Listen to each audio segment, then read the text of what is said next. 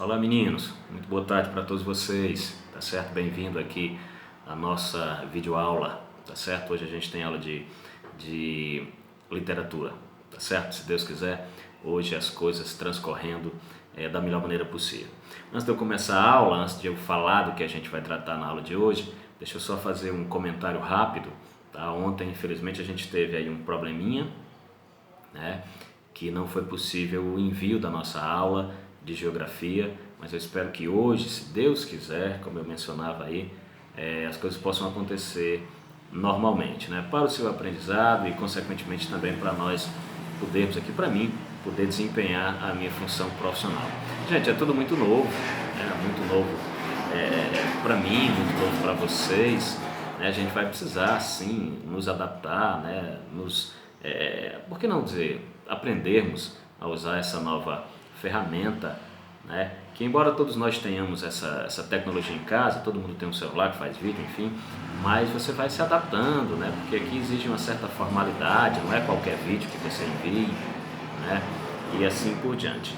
Mas vamos torcer que essa ferramenta possa nos ajudar, sim, sem dúvida ela vai nos ajudar, né? Para que a gente não perca tempo e não sejamos então prejudicados por essa problemática então que está aí, todo mundo sabe, tá certo? De antemão eu gostaria de dizer que espero que encontre você bem, bem de saúde, você, todos os seus familiares, tá? E que possamos nos ver o mais rápido possível, né? Que a vida volte à normalidade o mais rápido possível, esse é o desejo de todos nós, ok? Vamos começar a nossa aula. Na aula de hoje a gente vai falar sobre realismo, né? Realismo é uma temática que a gente já tem um certo conhecimento, a gente viu um filme inclusive, né, que aborda um pouco sobre isso, tá? Mas eu vou utilizar a aula do realismo, né, uma aula adaptada, montadinha para cá, para esse espaço, tá bom? Para facilitar aí os nossos estudos, tudo bem? Virão as provas depois, enfim, mas esse é um outro detalhe, esse é um outro assunto, vamos nos concentrar na aula que é o mais importante, tá ok? Realismo.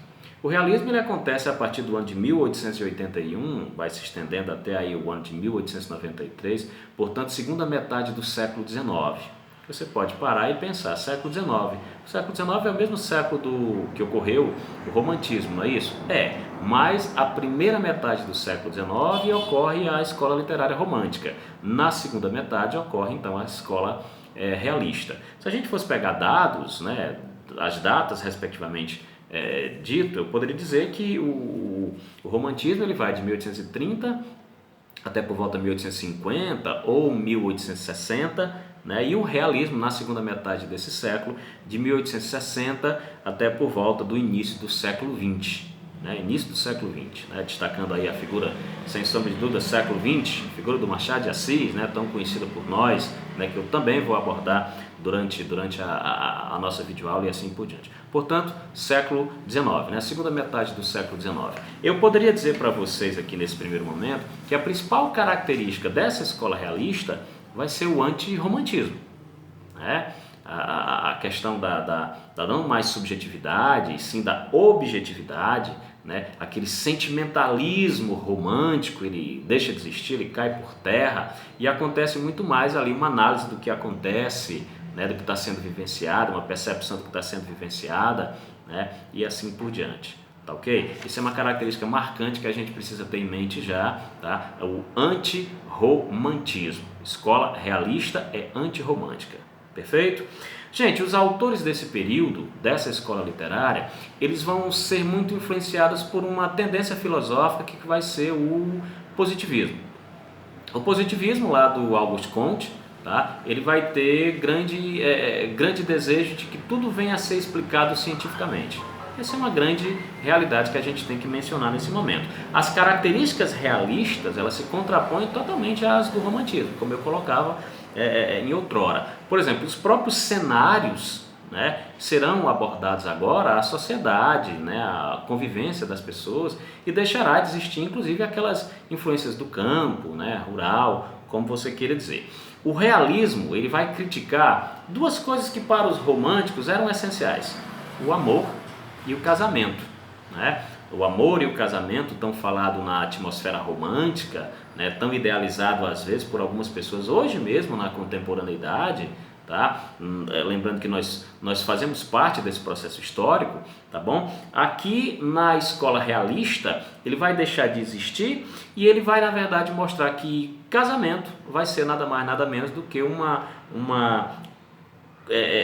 convivência social, né? Vai ser, em outras palavras, ou vai se transformar em outras palavras, numa aparência social, né? Que não seria a realidade, né? E que o amor é questionável, que o amor de repente possa acabar e assim por diante. Bom, de uma certa maneira tem um sentido, o amor às vezes acaba, né? E o que sobra é a busca pela felicidade, todos nós buscamos essa felicidade, mas enfim, isso é um outro detalhe, tá? Não há uma idealização, vamos colocar assim, não há uma idealização do homem como herói, né? Aqui os personagens são do cotidiano, os personagens são comuns, os personagens com suas limitações, né? Com suas responsabilidades, com suas obrigatoriedades, tá? Caracterizando inclusive o desejo que essas pessoas têm de subir na vida, né? De melhorar de condição, né? Daquela sua condição em algumas circunstâncias medíocre e assim por diante. As pessoas são baseadas, como eu coloquei anteriormente, no cotidiano, né? E por ser esse cotidiano, elas são muito sujeitas a erros, né? Muito sujeitas a equívocos, né? A jogos de interesses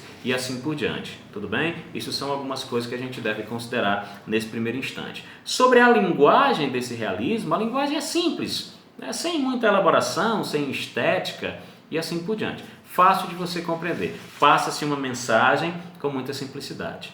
Tudo bem? Escola realista essa, tá? Que aqui para o Brasil tem o gigante autor, né, o maior autor da nossa literatura nacional, que é o Machado de Assis. Antes de falar do Machado de Assis, eu vou estar destacando um pouco do realismo, né, enquanto características, mas acima de tudo destacando aqui uma obra que é marcante para o realismo global, mundial, o realismo europeu. Estou falando, você talvez deva lembrar, estou falando da obra, né, Madame Bovary.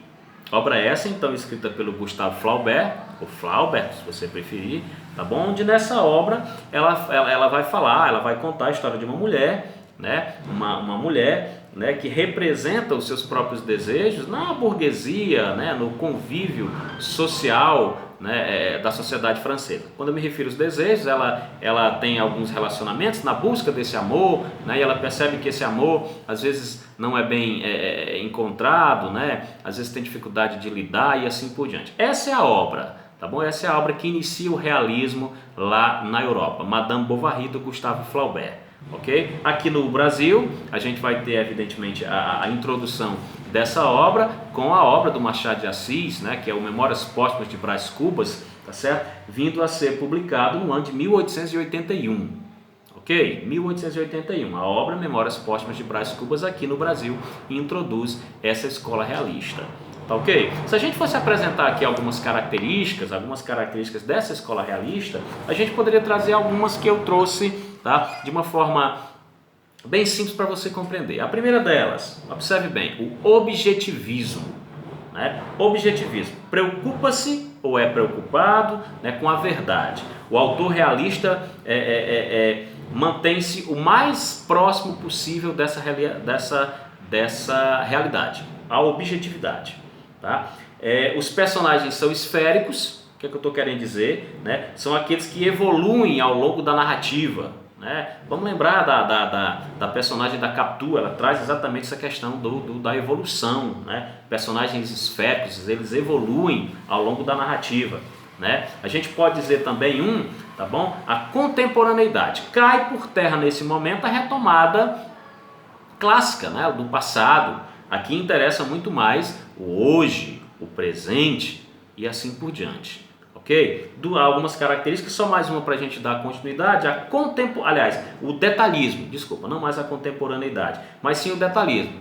As personagens e os locais são descritos detalhadamente. Né? O autor ele busca, tá, o retrato dessa localidade, tá, de como convivem ali as pessoas e assim por diante. Ok? Algumas características para a gente trabalhar. Esse é um vídeo bastante simples, tá? Que eu estou tentando aqui abordar para você. Na sequência desse vídeo eu vou inclusive deixar um título de um vídeo para você ver. Eu quero que você veja esse videozinho lá, tudo bem? E depois desse vídeo que você verá na sequência, tá? Depois das minhas conclusões, evidentemente, tá? Você vai ter um exercício, ok? Especificamente um exercício. Eu vou pegar a obra do Machado de Assis, que foi uma obra que a gente trabalhou, que a gente viu em sala de aula, o professor fez alguns esclarecimentos. Eu vou retomar esses esclarecimentos dentro do contexto do realismo. Tudo bem, gente? Fica atento aí, por favor. A gente já sabe que o realismo é uma escola literária que prende-se, né, o que deseja mostrar a sociedade como ela é, as pessoas como elas são, né, os seus jogos de interesses, critica o casamento, critica o amor, em algumas circunstâncias critica a igreja, olha, critica o clero, né, já que naquela oportunidade muitas pessoas iam fazer parte do clero, né, ou tornavam-se padres, como você queira dizer, no intuito de ter uma ascensão social. O Machado de Assis fez isso. O Machado de Assis fazia muito isso nas suas obras e assim por diante. Mas vamos pegar a obra do Dom, né? Não o Dom, o filme que a gente viu. Lembrando que o filme é uma obra inspirada na obra do Machado de Assis, né? no clássico do Machado de Assis, tá? Mas a gente vai falar da obra Dom Casmurro. Okay? Vamos relembrar algumas coisas que eu usei com vocês em sala de aula e assim por diante. A obra ela é publicada no ano de 1899. O tema central é o adultério. Ele vai falar desse adultério, mas desse adultério vamos lembrar de uma coisa importante, né? Mostrado na concepção do seu próprio autor, do seu próprio personagem, ou seja, uma narrativa em primeira pessoa, né? E assim por diante. Os personagens centrais vão ser o Bentinho, tá? E a Capitu, Bentinho e a Capitu, ok? Depois a gente vai ter outros personagens importantes como o Escobar e a sua esposa, que é a Sancha. Mas vamos para o contexto, né? Vamos para o contexto e assim por diante. Tudo bem, gente?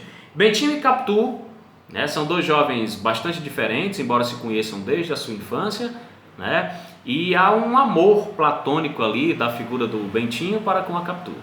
Se a gente for, na verdade, descrevê-los, tá? Eu poderia dizer que ambos são muito diferentes, né, psicologicamente. O Bentinho, por ser de uma família mais... vamos dizer assim, cheio de recursos, ele tem uma criação diferente, ele é muito mimado, né? A Capitu já vai ser o oposto, ela vem das classes inferiores, ela vem na busca por essa ascensão, né? de melhoria de vida e assim sucessivamente. Bentinho e Capitu são os dois personagens iniciais aqui que a gente precisa falar. O Bentinho, ele é um menino que a sua mãe prometera que ao nascer, se o menino fosse um varão, né, portanto homem, ele iria para o seminário. Né, de fato ele vai, a mãe dele coloca ele no seminário, só que ele não tinha nenhum tipo de desejo de ficar no seminário, né, não tinha nenhuma afinidade, tá, e principalmente porque ele tem na cabeça do mesmo, né, a figura feminina de Capitu. Então aí o Machado de Assis ele já nos traz alguma sutileza no sentido da crítica, né, à falta de vocação das pessoas para irem compor o clero. Né? As pessoas que iriam para o clero não são as pessoas que verdadeiramente têm o mesmo interesse de ir para esse clero, né, e assim por diante. Tudo bem? A falta de vocação. A saída do seminário do Bentinho, que ele dá um jeito de sair, é uma grande reviravolta na sua vida. Ele vai conhecer o seu grande amigo, que é o Escobar, né? E eles se tornam grandes amigos, né? Eles se tornam grandes amigos, grandes comerciantes e assim por diante. No decorrer da narrativa, traz-se o retorno do convívio, o retorno do contato do Bentinho para com a Capitu e há o casamento deles dois, né? Há também o casamento do seu grande amigo, que é Escobar, com a sua futura esposa Sancha. Ali eles têm um relacionamento muito próximo, uma amizade muito próxima, né? E no decorrer da história, o Bentinho ele fica muito inseguro, vamos colocar assim, com a sua esposa. Só que tem um lance muito importante no livro, que é a questão de o nascimento do filho de Capitu e de Bentinho, Ezequiel. Tá? Ezequiel é o nome do menino.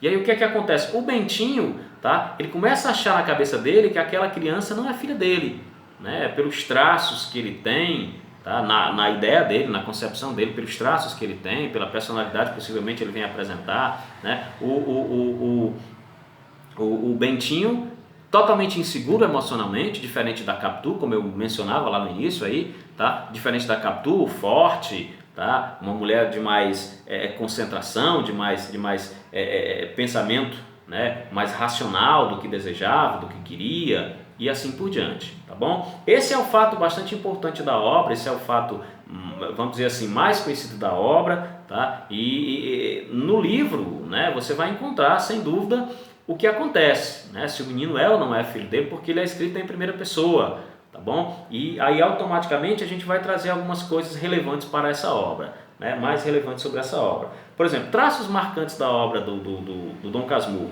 A gente vai poder perceber que para os autores do realismo, né, já que eles fazem tanta oposição ao romantismo, assim, no romantismo havia um mocinho, havia uma mocinha e havia um vilão. O vilão que sempre tentava fazer com que a mocinha não ficasse com o mocinho, enfim. Aqui no realismo ele vai tirar essa concepção. Ele vai trazer um personagem que não é vilão, que não é mocinho e que consequentemente ali se liga, né, ao amor entre eles. Há uma relação específica disso, né? Há uma possível traição, o narrador personagem, ou seja, narrador escrito em primeira pessoa, tá? Há uma investigação psicológica aí emocionalmente, né, do personagem, né? Mais uma vez friso, Bentinho limitado, vamos colocar assim, né? Tem dificuldade de lidar com as suas próprias emoções, tá? Frágil emocionalmente, se você preferir dizer assim, e a captura ela é forte, extremamente forte. Presença então de indícios de traição, tá bom? Uma síntese rápida aí do que trata a obra machadiana. Claro que você se delicia muito mais vendo a obra, lendo a obra, tendo contato com a obra, interpretando aí você mesmo e assim por diante. Ok? Meninos, eu vou deixar essa pequena explanação, tá? Vou pedir que vocês vejam então um vídeo na sequência, tá ok? E desses meus comentários sucintos e desse vídeo que vocês irão ver, eu vou estar propondo uma atividade para vocês. Ok? Um abraço, espero que o vídeo possa finalmente ter chegado até você, tá? E nos veremos na próxima, se Deus quiser. Valeu, forte abraço!